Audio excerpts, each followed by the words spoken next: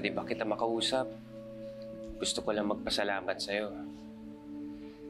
Malakas ang pakiramdam ko na naging malaking instrumento ka para maliwanagan si Aling Lydia. Hindi dahil sa encouragement at guidance mo. Siguro baka hanggang ngayon hindi kami magkaayos. Kaya salamat, attorney. Sa totoo lang, Father, hindi naman po ako naniniwala sa sape o sa masamang espiritu eh. Mas natatakot po ako dun sa mga taong may kinukubling halimaw sa loob nila. Kagaya na lang nung gumahasa sa kapatid ko at sa pumatay sa nanay ko. Yung mga kagaya nila yung nagtulak sa akin para maging abogado. Gusto ko pong pagbayarin sila sa mga kasalanan nila. Pero kung alam ko naman po na inosente at walang kasalanan ng tao, ako naman po yung unang nagtatanggol sa kanila. Parang magkatulad pala ang trabaho natin, attorney. Kaming mga pare, lumalaban kami sa mga masasamang espiritu. Ikaw naman, lumalaban ka sa mga masasamang tao. Pero iisa lang ang hangad natin. Ang protektahan at ipagtanggol ang mabubuti sa kasamaan. Kaya good luck, attorney, sa mga susunod na paglaban natin sa kasamaan. Good luck po sa atin, Father.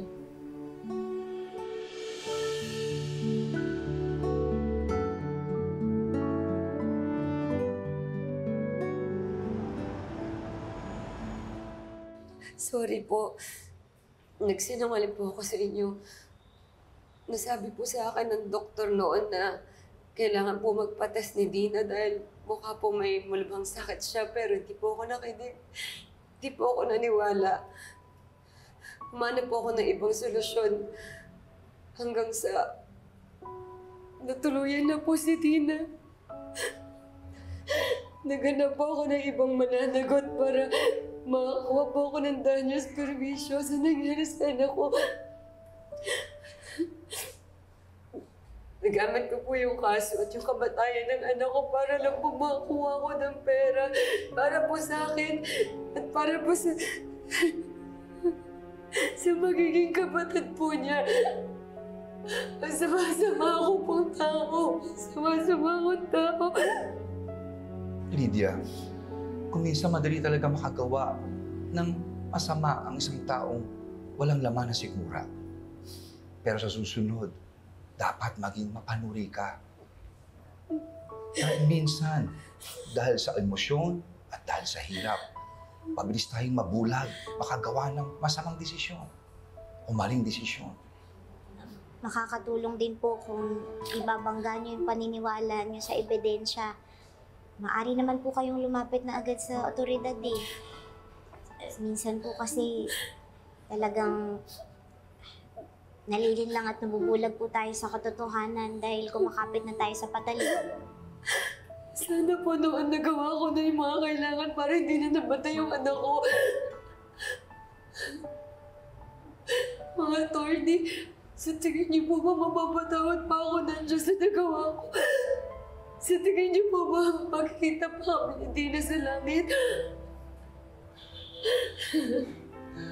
Lydia, paratan po ang Diyos sa pagpapatawad. Tandaan mo yan.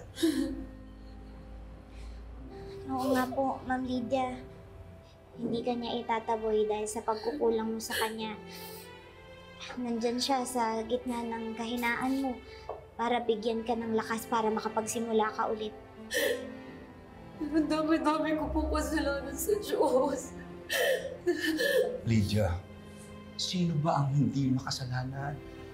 Lahat tayo nagkakasala. Pero tandaan mo ito, mahal tayo ng Diyos. Renew your faith with the Lord. Isa puso mo ito. Tandaan mo, a full heart is better than a full stomach.